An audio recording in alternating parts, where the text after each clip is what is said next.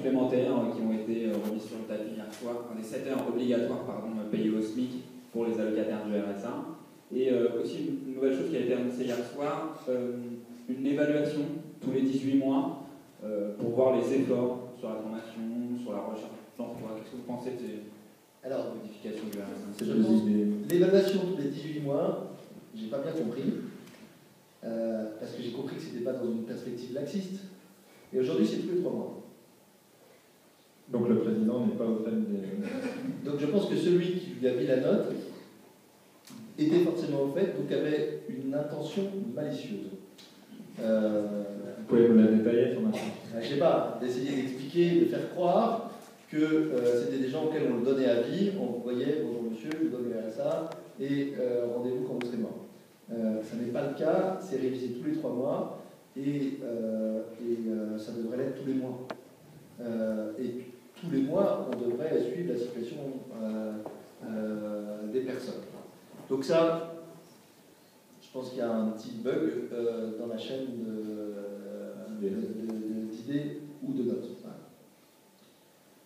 Pour les 7 heures. Deuxième chose, pour les 7 heures, c'est assez rigolo, c'est comme aujourd'hui, il y a des gens qui sont pour le service civique obligatoire, alors qu'il n'y a pas assez de place pour celles et ceux qui sont volontaires pour faire le service civique.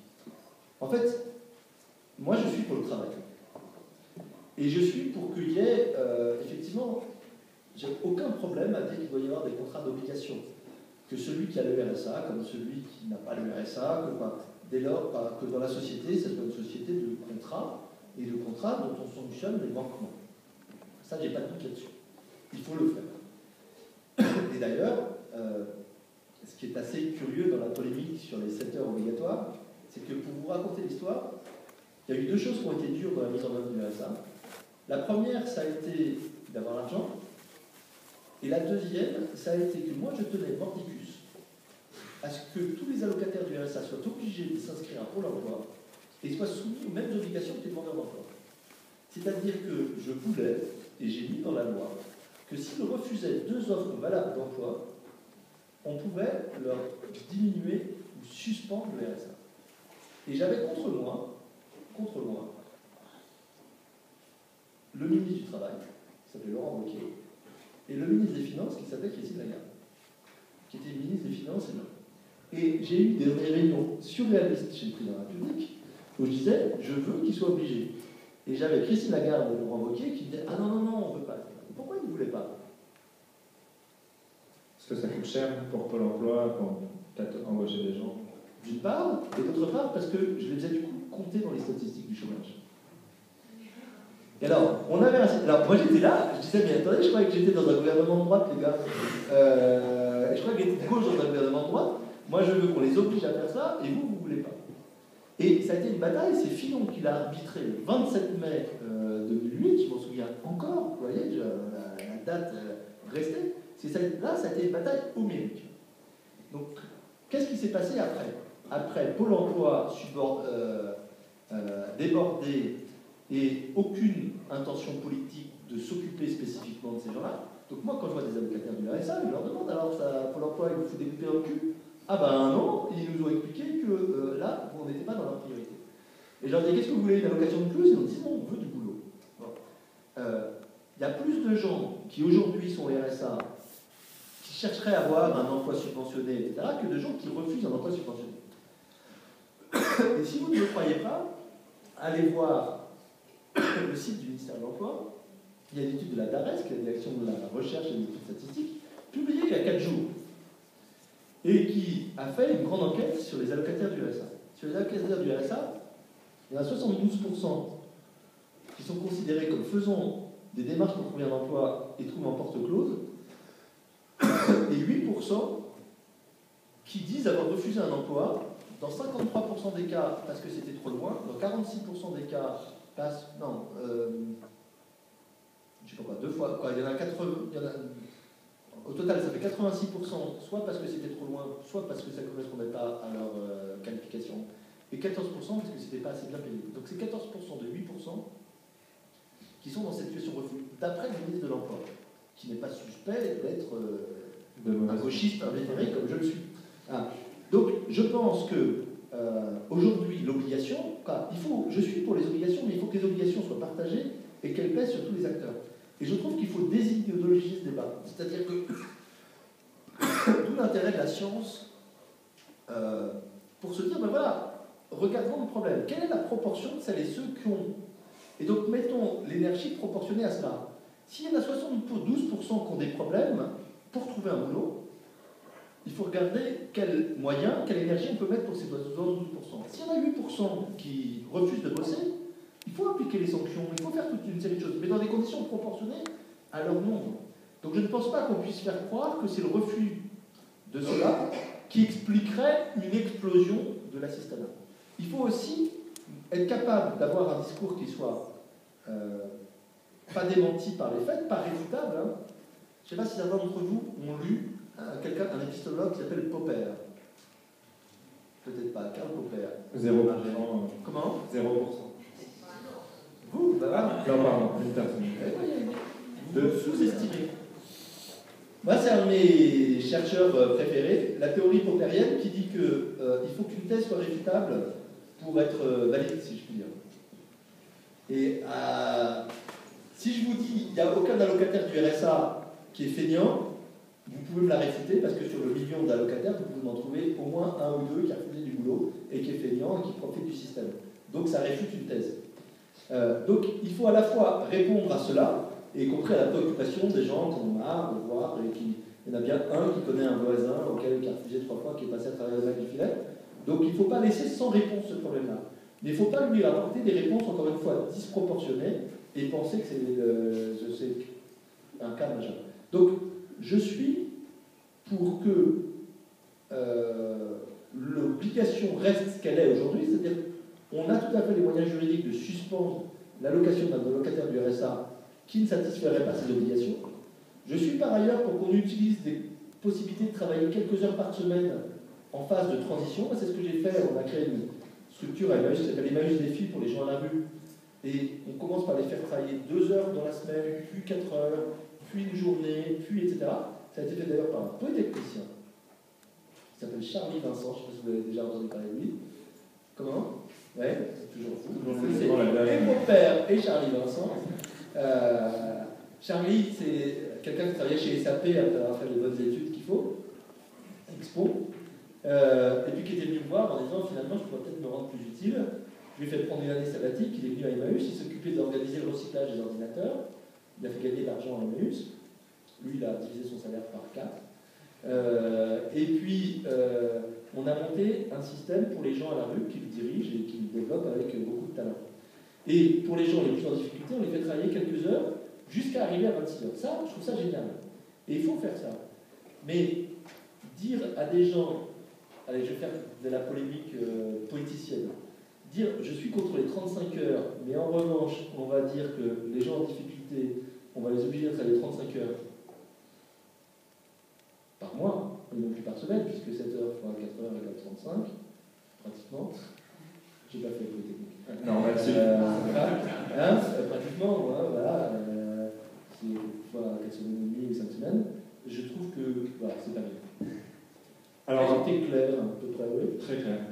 Alors, par ailleurs, donc Nicolas Sarkozy parle du RSA à peu près matin, midi et soir en ce moment-là, mais de l'autre côté, ils n'en parlent jamais. Donc, il y a d'un côté, je trouve une remise en cause qui est assez curieuse par ailleurs politiquement, qui est assez visible. Quand vous regardez les enquêtes sur les réformes du quinquennat, il y en a encore une qui est sortie par la Sofres la semaine dernière. Elle fait partie des plus populaires, c'est la troisième plus populaire. La troisième plus populaire à gauche qu'à droite. Oui, mais c'est la seule qui est majoritairement populaire et à droite et à gauche. Et département populaire au Front National. Voilà.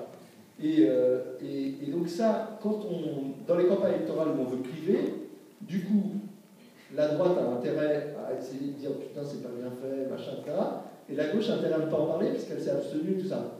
Tout ça est légèrement désolant, mais il ne faut jamais se désoler, quoi. Il faut essayer de flirter là-dessus pour essayer de continuer à avancer.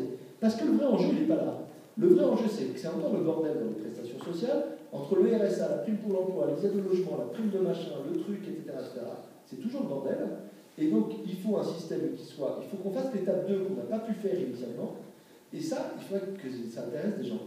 Voilà. Alors parlons de la campagne, vous l'avez évoqué, certains sujets commencent à émerger, comme notamment l'encadrement des très hautes rémunérations, qui ont pu choquer l'opinion pendant cette période de crise. Donc vous êtes récemment exprimé sur la question lors d'un débat avec Maurice Lévy, PDG de Publicis, et dans un rapport auquel vous avez participé pour le groupe de réflexion Terra Nova. Donc alors, plusieurs propositions ont émergé dans le camp politique. Tout d'abord, la proposition de Jean-Luc Mélenchon, qu'il a détaillée ici même. Au-dessus de 360 000 €, il prend tout. Après, il y a François Hollande qui propose une tranche marginale d'imposition à 75% au-dessus d'1 million d'euros. Et il y a Nicolas Sarkozy qui prône, comme en 2007, l'interdiction des retraites chapeaux et des parachutes dorés. Alors, quel est votre avis sur ces différentes propositions et peut-être préconisez-vous d'autres solutions ? Alors, d'abord, pourquoi est-ce que j'ai un avis sur la question Dans la justice sociale. Pas que la justice sociale. La redistribution. Un peu plus. C'est-à-dire que, moi, ce qui m'a... Donc, moi, je m'intéresse plus à la question de la pauvreté qu'à la question de la richesse. Plus la question de la pauvreté, c'est plus facile à comprendre que la richesse. Absolument. Alors, et sur la pauvreté, il y a deux problèmes qui se posent, mais qui sont absolument fondamentaux. C'est que, moi, ce que je trouve intéressant, c'est, dans cette société, c'est à la fois pourquoi est-ce qu'il y a des pauvres dans une société riche, pourquoi est-ce que le niveau de pauvreté ne diminue pas forcément même en période de croissance, et la deuxième chose qui est pourquoi, même avec des dépenses sociales élevées, on n'arrive pas à mieux maîtriser la pauvreté. C'est ça les deux questions que je trouve intéressantes, en tout cas pour la France. J'ai travaillé sur ces questions-là dans les pays du Sud où ça se pose dans d'autres termes. Mais pour la France, c'est ça les deux questions. La première question, elle aboutit à décortiquer des choses qui sont absolument fascinantes. En fait, l'idée simpliste, mais qui dit on crée des richesses, et en créant des richesses, on détruit la pauvreté, la réalité est plus compliquée que ça. Il y a des mécanismes de création de richesses qui créent de la pauvreté en même temps. Par exemple, il y a, si vous êtes une entreprise qui a comme règle de fermer toute activité en dessous d'un certain taux de rentabilité, si la rentabilité de mes capitaux, voilà, je la mets à 13%, toute activité qui ne me produit que 12% de rentabilité, je la ferme, vous allez créer de la pauvreté tout en créant la richesse si vous réinvestissez dans des trucs à... Deuxième exemple, quand vous développez le crédit et que le crédit à la consommation à 20% est le seul accessible à des pauvres, vous allez précipiter dans la pauvreté des gens avec un mécanisme qui crée de la richesse. Pendant longtemps, la plus grande banque française faisait 2/3 de son résultat net uniquement sur le crédit à la conso. Uniquement sur le crédit à la conso. Pendant longtemps, jusqu'à il y a 2 ans. Et le crédit à la conso, c'est un crédit revolving où on prête à 20% aux gens les plus pauvres. Donc il y a des tas de mécanismes qui, sous couvert de... On peut créer des richesses en réduisant la pauvreté, on peut créer des richesses en ayant... C'est comme on peut soigner les gens avec un médicament qui a des effets secondaires qui tuent, on l'a vu avec le Mediator. Mediator, effet bénéfique, peanuts, effet secondaire grave. Il y a des mécanismes de création de richesses qui créent de la pauvreté en même temps, on peut détailler, mais ça se trouve dans plein de secteurs. Donc, l'une des premières choses à faire, c'est s'attaquer à cela. Et donc, moi j'ai travaillé sur beaucoup de programmes, et je suis en train de travailler sur beaucoup de programmes qui essaient de faire ça dans le cadre d'une petite association qu'on a appelée l'Action Tank, Entreprises et Pauvreté, qui essaye de reprendre les entreprises en leur disant essayez de voir quels seraient les mécanismes de création de richesse qui, en même temps, réduiraient la pauvreté. Par exemple, de regarder comment est-ce que on arrête que l'alimentation infantile coûte si cher pour des familles modestes qui vont se ruiner si elles doivent bien traiter leurs enfants en leur donnant de l'alimentation infantile. Donc ça, c'est un premier point qui fait le lien entre richesse et pauvreté. La deuxième chose, c'est que il y a 1 an et demi ou 2 ans, il y avait un grand débat pour savoir si l'un des problèmes français était que le partage de la valeur ajoutée était inégal entre les profits et les salaires. Et il y a un rapport qui a été fait par le Conseil d'analyse économique qui a montré qu'en fait, la répartition de la valeur ajoutée entre le profit et les salaires était stable depuis 20 ans.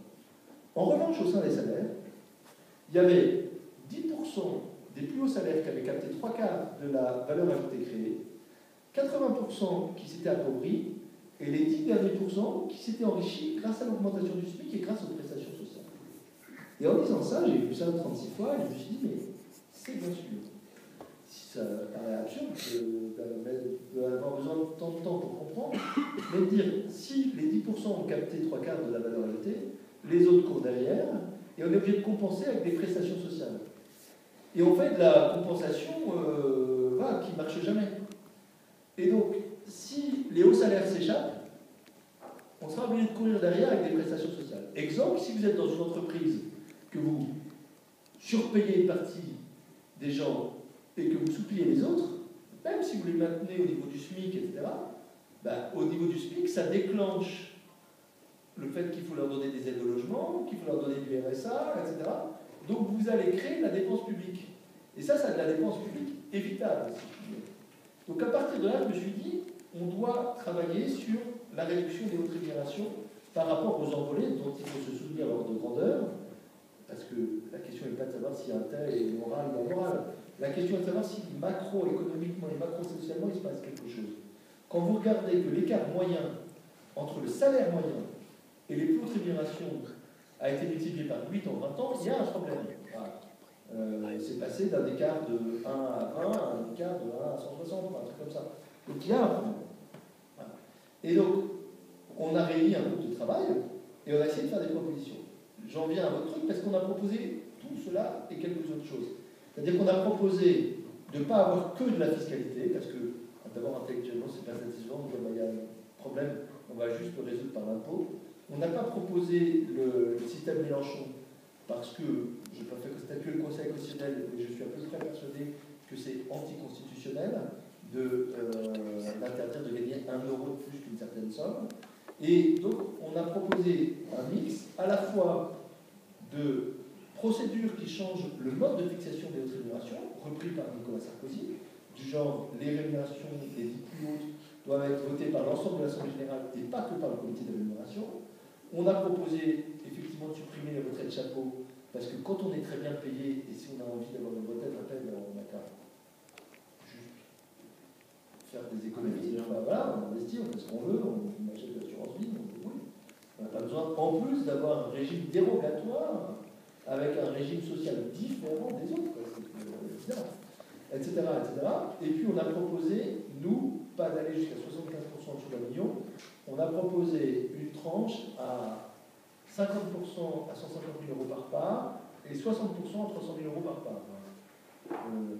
Donc rien de tout ce qui a été proposé m'a choqué. Ce qui me choquerait, c'est qu'on ne fasse pas tout cela parce qu'il n'y a rien de pire pour exacerber l'extrémisme, le découragement, etc., de dénoncer sans faire. Soit on trouve que c'est très bien ce qui se passe, dans ce cas on ne dénonce pas, soit on trouve qu'il y a un problème, dans ce cas-là on trouve des solutions. Et ces solutions sont intéressantes, je trouve. Donc vous avez passé, nous l'avons dit, 3 ans dans l'équipe gouvernementale. Est-ce que vous avez vu donc la coulisse, est-ce que vous avez peut-être un pronostic pour cette élection, même si c'est un peu risqué à 45 jours?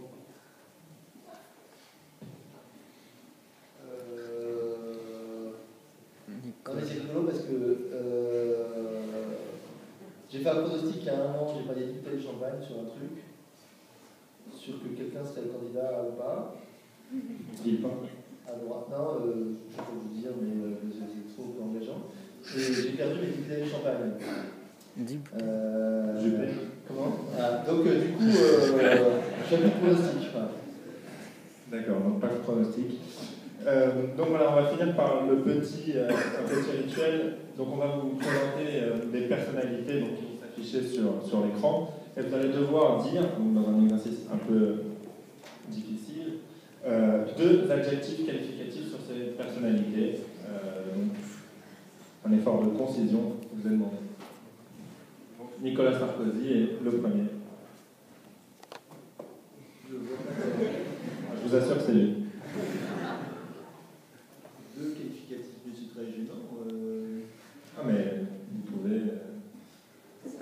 dithyrambe, je ne sais pas. Il y a 2 hémisphères cérébraux.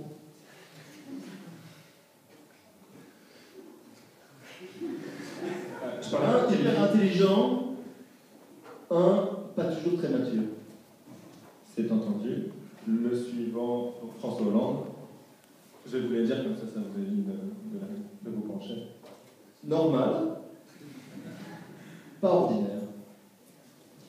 Marine Le Pen.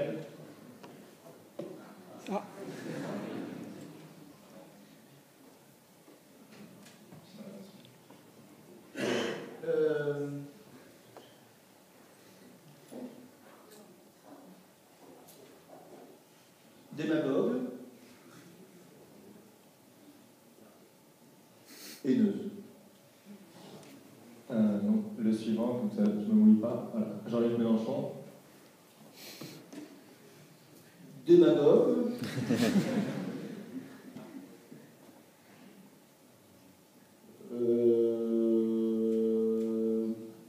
Rigolo. François Bayrou, normalement.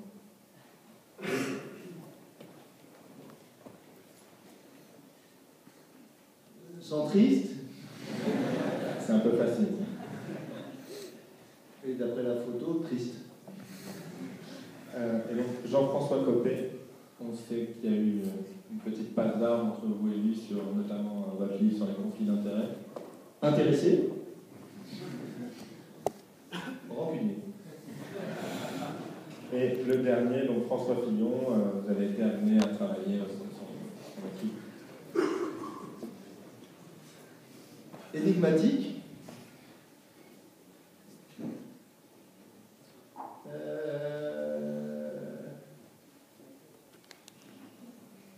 Alpiniste. Merci beaucoup pour cette réponse très précise et très honnête. Voilà, nous allons laisser. Honnête, c'est vous le dites, c'est pas moi. On espère. Alors nous allons laisser maintenant la parole au public s'il y a des questions. Première question. Bonjour Monsieur Litch. Il me semble que hier soir, parmi les mesures sur le RSA, Sarkozy a dû en ajouter une ou 2 autres, notamment sur les étrangers. Qui, donc dorénavant, je crois que pour recevoir le RSA, les étrangers devront vivre en France depuis 10 ans et y travailler depuis 5 ans. Et je ne sais pas si on en a parlé, je ne pense pas. Non. Qu'est-ce que vous en pensez, par que ça vous inspire cette nouvelle restriction? Alors, là aussi, on va prendre les choses plus généralement. Pourquoi c'est proposé, à votre avis? Je préfère pas le dire. Dites-le, lâchez-vous. Pas un peu de je sais pas, il essaye d'attirer les électeurs du FN, on va dire. Alors, ça vous lui prêtez l'arrière-pensée, ça vous appartient. Mais quelle peut être la rationalité de dire ça? J'en vois pas, personnellement. C'est de se dire, finalement, il y a un coût pour les finances publiques d'avoir des étrangers. Alors ça, là aussi, je vous parlais là, quoi. Je ne suis pas scientiste et je pense qu'il faut aussi une part pour les idées, etc. Mais je trouve que le débat public, le débat politique gagne à pouvoir se fonder sur des faits. Et en fait, c'est un débat vachement intéressant et ce serait très utile dans le débat actuel sur de regarder les données. Il y a des études qui ont été faites, là aussi, par universitaires de Lille, d'Arès, Drève, je ne sais plus qui, mais on peut les retrouver, sur, finalement, les immigrés, est-ce qu'ils coûtent ou est-ce qu'ils rapportent aux finances publiques? C'est vachement intéressant. C'est pas si facile à calculer. Les seules études qui ont été faites montrent soit que ça ne coûte rien, soit qu'ils rapportent aux finances publiques. Alors vous allez me dire, mais comment ça se fait? Ils ont plus d'enfants, ils coûtent plus en prestations sociales, ils sont plus souvent au chômage que les autres, etc. En réalité, quand vous regardez le cycle de vie, mais c'est clair comme de l'eau de roche, compte tenu des impôts qui sont payés, de ce qui coûte en matière de retraite, de ce qui coûte en matière de prestations sociales, etc., vous arrivez à un apport pour les finances publiques. Autrement dit, si aujourd'hui, Marine Le Pen virait tous les immigrés de France, à part le coût des virés, ça accroîtrait le déficit public. C'est bizarre, hein, c'est contre-intuitif. Mais c'est parfaitement vrai. Donc, je pense que, à part la question de savoir si c'est pour récupérer des voix ou pas, c'est évidemment, aujourd'hui, chaque phrase qui est prononcée par quelqu'un est faite pour récupérer une voix. Donc, il n'y a pas un plus que l'autre ou moins que l'autre. Les candidats passent leur vie en ce moment à récupérer des voix, c'est leur métier. Et c'est pour ça que d'ailleurs, je ne fais pas mon métier, parce que je trouve que c'est un peu compliqué. Donc, par ailleurs, bon. Mais là-dessus, c'est économiquement pas bien. Voilà. C'est économiquement pas bien. Et je pense que c'est vraiment très important. Vous voyez, c'est pas la question de savoir si on doit être plus accueillant, moins accueillant, que machin, etc. C'est est-ce que ça résout le problème qu'on est censé poser? Donc, moi, c'est ça ce qui m'amuse, si je puis dire, dans la politique, c'est de dire quelle est l'hypothèse sous-jacente à la proposition qui est faite? Et est-ce qu'il y a quelque chose qui colle entre l'hypothèse sous-jacente et là? L'hypothèse sous-jacente, ce qui est dit dans le discours, c'est attention, dépenses publiques, et c'est ce qui était dit, c'était la phrase d'avant, on n'a pas les moyens de, déficit budgétaire, etc., etc. Phrase d'après, je vais rendre plus difficile pour les. Mais si vous rendez plus difficile ceci, quoi, toute chose ne peut pas se faire égal par ailleurs. C'est-à-dire que vous ne pouvez pas à la fois dire je vais vous imposer d'habiter pendant 10 ans sans ressources avant éventuellement de vous donner accès à quelque chose, et puis par ailleurs, mais vous allez rester très bien. Donc, ça, je pense que ça ne résout pas le problème qui est posé par là. Donc, vous savez ce que j'en pense. Une seconde question. Merci de vous présenter avant de poser la question et levez-vous comme ça, tout le monde vous voit.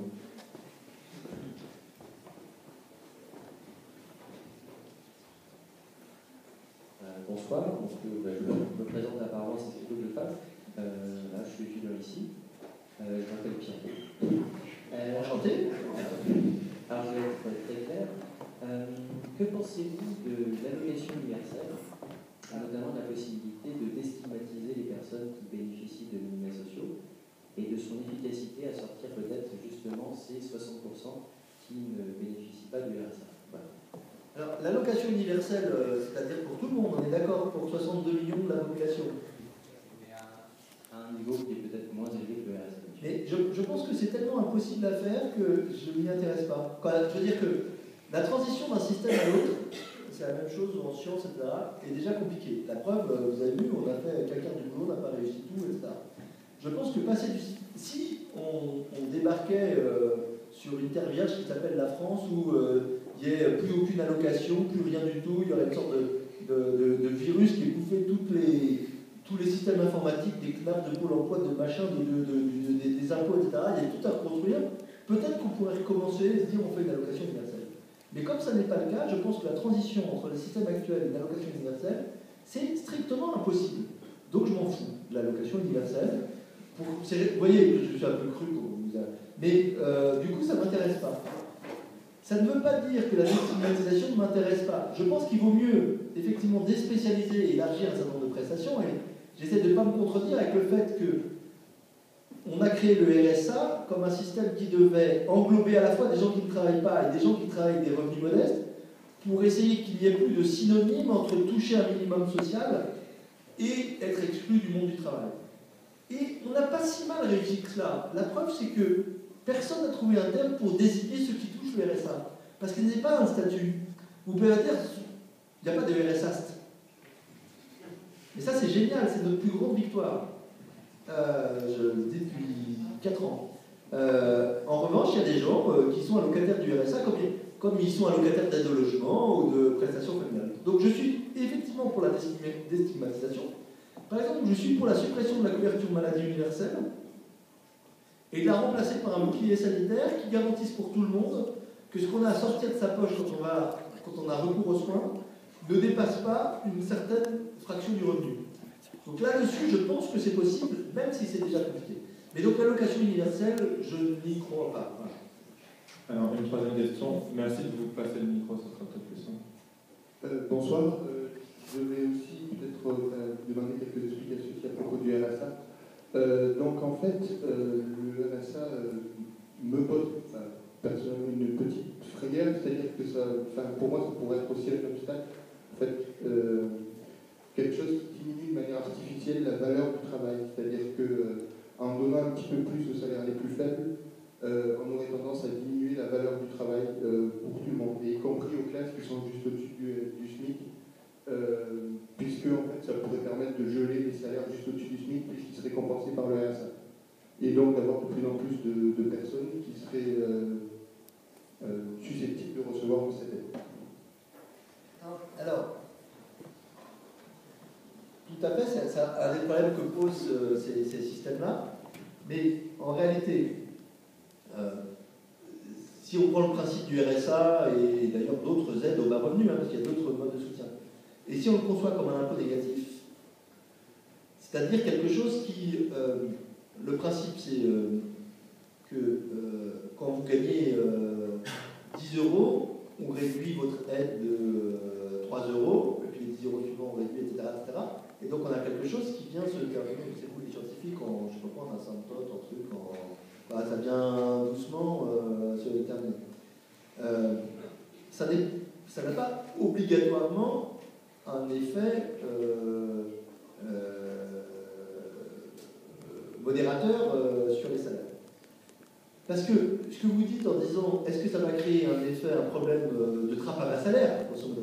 Et la trappe à bas salaire, elle existe, elle préexistait au RSA. C'est bien parce que cette trappe existait qu'on a créé le RSA. On a créé le RSA parce que personne ne s'est réveillé en se rendant compte que quand on regarde la situation des pauvres en France, on a peut-être dû commencer par ça, il y a 8 millions de pauvres en France, 1 million qui sont vieux, 2 millions qui sont des enfants, ça fait 3, il en reste 5 d'âge actif. Sur les 5 millions d'âge actifs, il y en a 2,5 millions qui ne travaillent pas, 2,5 millions qui travaillent. Donc malgré le SMIC, malgré toute une série de choses, on a un nombre de travailleurs pauvres considérable. Qui sont pris dans des trappes à bas salaire, certains à plein temps, certains à temps partiel, certains à emploi précaire, etc. Ceux-là, on ne peut pas augmenter leur salaire, alors sauf en supprimant toutes les charges sociales, mais quoi, on a vu que c'était assez compliqué. En tout cas, on ne peut pas augmenter leur coût du travail parce qu'ils ont souvent une productivité relativement faible. Donc on est obligé de faire quelque chose qui soit extra-salarial. Je pense qu'on est obligé de le faire et il n'y a pas qu'en France qu'on réfléchit à ça, dans plein d'autres pays, ça existe, où on y réfléchit, il y a une sorte de consensus d'économistes assez juste là-dessus. Alors, premièrement, factuellement, sur ce qui s'est passé depuis la création du RSA, le comité d'évaluation a vérifié, a regardé si ça avait eu un impact modérateur sur les salaires, un impact, si ça avait augmenté le temps partiel. La réponse est non pour l'instant. La réponse est non. Deuxièmement, nous, qu'est-ce qu'on avait proposé dans notre rapport initial, quand on a inventé le RSA, c'est de boucler le système, c'est-à-dire de faire un lien entre les allègements de charges sociales et le RSA. C'est-à-dire dire une entreprise ou une branche ou un secteur pour lequel il y a beaucoup de gens qui sont tellement mal payés qu'ils ont besoin du RSA en plus, il devrait y avoir moins d'allègements de charges sociales et de telle sorte qu'il y ait une désincitation à avoir. Vous voyez ce que je veux dire, voilà. Donc on peut boucler le système. C'est en ça que je dis que le RSA n'est pas terminé et que tout cela doit pouvoir se mettre, encore une fois, se poursuivre. Merci. Alors, question supplémentaire. Juste levez-vous comme ça, on peut le voir. Donc, Sylvain Klein, je ne suis pas étudiant, je travaille à l'Institut Télécom. J'avais mis maintenant, parce que j'en prenne l'habitude. En fait, vous êtes un bon observateur du monde politique, vous êtes aussi un acteur politique, mais vous n'êtes pas un homme politique comme les autres. Moi, la question que j'ai envie de vous poser, je dirais, sur la base de votre expérience et des différents combats que vous avez pu mener, c'est de savoir si vous pensez que l'on a les hommes politiques que l'on mérite. Parce qu'on entend souvent dire que l'on a des hommes politiques que l'on mérite. Est-ce que c'est bien votre avis ? Vous allez me faire des copains encore. Moi, je trouve qu'en France, on a une situation assez paradoxale. C'est-à-dire que je trouve qu'il y a une très bonne qualité dans la classe politique moyenne et intermédiaire. Je trouve qu'il y a vraiment parmi les élus dans les conseils généraux, dans les mairies, même au Parlement, il y a un certain nombre de gens qui sont, je trouve, très impliqués, qui croient à ce qu'ils font, qui sont dans la réalisation, etc. Et que le top est plutôt plus intéressés par des questions de carrière et parfois d'argent et de place respective des uns et par les autres que de vouloir vraiment faire des choses. Et donc on est dans une situation que je trouve assez opposée à ce qu'on trouve dans d'autres pays où souvent il y a une élite politique de très grande qualité et à l'inverse le reste de la classe politique est médiocre et corrompue. En France, on a un système assez paradoxal. Alors je ne dis pas, je m'en extrais pas, quoi. Je pense qu'il y a des raisons à cela, c'est-à-dire que on a encore une fois, on a une majorité de responsables. Enfin, c'est le contraire de ce qu'on dit en général. Moi j'ai vu, on a fait des tas de programmes. Moi j'ai beaucoup travaillé à faire des programmes expérimentaux avec des conseils généraux, etc. Des gens remarquables de toute génération, hyper impliqués.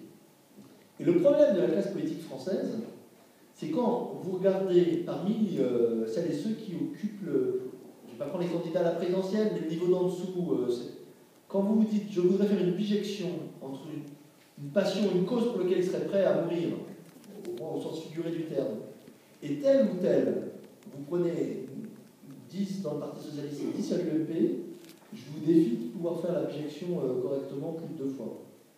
Et ça, c'est un problème. Alors, c'est un problème accentué, quoi. Moi, je trouve ça bizarre de pouvoir avoir 4 ministères aussi différents les uns les autres. On a l'impression qu'il n'y a pas d'investissement dans quelque chose pour lequel on est prêt à défendre sa cause. Et du coup, ça devient des machins qui sont quand même beaucoup moins intéressants que ça ne le mériterait. Voilà. Alors, une fois que j'ai dit ça, je m'en extrais pas. Quand vous dites que je ne suis pas un homme politique comme les autres, il se trouve que je n'ai pas d'engagement partisan, il se trouve que je fais de l'action. Voilà, en fait, d'ailleurs, je comprends très bien qu'on me le reproche. Moi, je déteste être prisonnier d'un truc, donc j'ai une claustrophobie politique, mais c'est aussi une claustrophobie. Dans une chambre, je me mets toujours côté de la porte. Ça doit être j'ai pas très bien, mais bref. Donc je me sens bien plutôt au carrefour du monde associatif, du monde de la fonction publique, du monde politique et du monde entrepreneurial, et d'essayer de travailler au carrefour de ces mondes-là, ça m'intéresse. Du coup, avec l'ensemble de ces mondes-là. Du coup, je comprends très bien que si j'avais les 2 pieds dans la politique, peut-être que j'aurais les mêmes travers que ce que je critique aujourd'hui, et n'ayant jamais été élu, je ne peux pas savoir quel est le prix à payer pour être élu. Voilà. Mais voilà ce que je peux dire. Alors, encore une ou deux questions. Une ou deux questions, et on va clore. Bonsoir. Je m'appelle Fils Selawi, je suis étudiant à l'ENSTA Paris-Tech. Je voulais vous poser une question au sujet de l'Europe. Je ne connais pas votre position par rapport à l'Europe, mais donc on constate que l'Europe est en crise en ce moment, et notamment que de nombreux économistes, membres de la classe politique, etc., considèrent que cette crise est essentiellement due au fait qu'on ne s'est pas doté d'une Europe qui est politique, qui est forte, et avec ça d'un volet social fort. Et qu'est-ce que vous pensez de ça? Parce que déjà, à l'échelle nationale, on a du mal à arriver à trouver un système social puissant. Et est-ce qu'à votre avis, c'est possible d'uniformiser ces normes sociales? Est-ce que c'est possible à l'échelle européenne? Et si oui, est-ce qu'il ne faut pas s'y mettre dès maintenant, et dès maintenant dans une perspective européenne, et pas réfléchir chacun dans son coin? C'est une vaste question compliquée. Je ne pense pas que l'uniformisation sociale, personne ne la veut, aucun pays. C'est très important. Moi, j'ai présidé au moment où la France présidait l'Union européenne, j'étais du coup au gouvernement, et j'ai présidé le Conseil des ministres sur la pauvreté, etc. Donc j'ai fait le tour à discuter. Aucun ne voulait d'harmonisation. En revanche, qui est un appareil qui manque de recherche et développement sur les politiques sociales à l'échelle européenne partagée, il manque. Sur l'Europe, moi je suis très fédéraliste. Je pense qu'effectivement,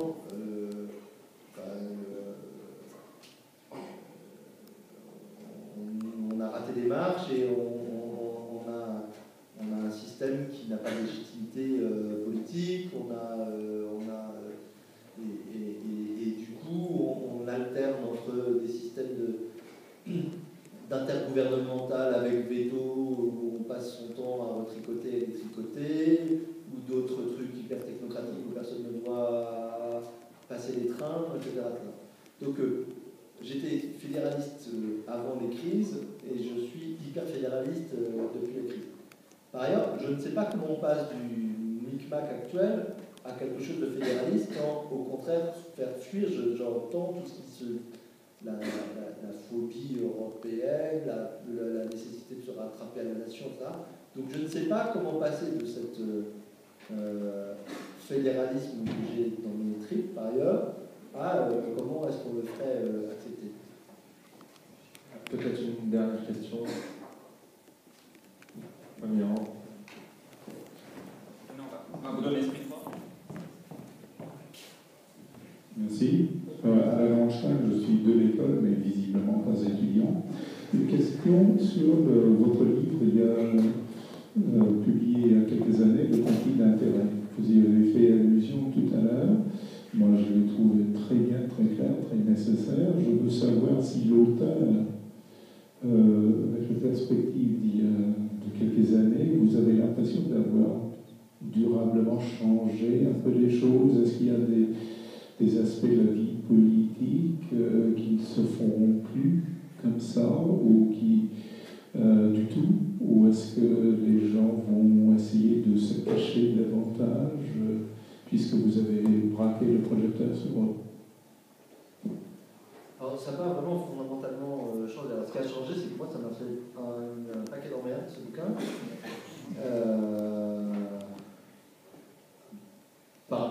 Par ailleurs, c'est super bien vendu, et comme je donne les droits d'auteur, ça permet à l'Institut du service civique d'avoir de l'argent. Donc ça a changé deux choses concrètes. Sur le fond, les conflits d'intérêts, moi je me suis intéressé à ça parce que j'ai été pendant longtemps responsable d'une agence d'expertise, une agence publique qui faisait de l'expertise. Et donc les conflits d'intérêts dans l'expertise étaient des choses monstrueusement compliquées, monstrueusement mal traitées, et que j'ai vu des questions de conflits d'intérêts. J'ai vu des parlementaires être rapporteurs d'une loi sur le surendettement tout en étant payés par un opérateur du crédit, quoi. C'est un délire complet. Donc quand j'ai vu qu'on enchaînait les histoires, depuis les grandes histoires politiques de conflits d'intérêts au niveau hyper médiatique ou hyper national, jusqu'à un adjoint au maire qui délivre des permis de construire à son fils promoteur immobilier en zone inondable avant Xynthia, il y a des questions de mélange entre intérêt personnel et intérêt général, entre intérêt public et intérêt privé, qui, s'ils ne sont pas purgés, posent des problèmes. Alors, ça, le livre, il y a eu le livre, il y a eu une commission, il y a eu un certain nombre de choses qui font que, par exemple, il y a des administrations qui sont dotées de codes, il y a des corpus, quoi. Il y a des endroits où on s'est mis en cause là-dessus. Au niveau parlementaire, ça n'a rien bougé, quoi. Ça n'a rien bougé. Et ça fait partie des sujets sur lesquels je veux continuer, donc avec Transparency International, avec 3-4 personnes, on essaye de continuer à bouger les choses là-dessus, parce que ça n'est pas anecdotique, c'est un élément fondamental, là aussi, d'influence sur les politiques publiques, sur toute une série de choses tout à fait importantes. Regardez ce qui s'est passé il y a un an à Fukushima. Il y a dans l'énergie et l'organisation de l'industrie nucléaire au Japon un mélange de conflits d'intérêts entre ceux qui font les normes et ceux qui exploitent, qui est, je pense, en partie responsable de compromis qui ont été faits sur la sécurité. Je ne suis pas sûr que toutes nos industries en France soient exemptes de ces types de conflits d'intérêts. Merci. Je rends le micro. Moi, j'ai un conflit d'emploi du temps. Merci beaucoup, Martin Hirsch. Merci beaucoup à vous. Merci.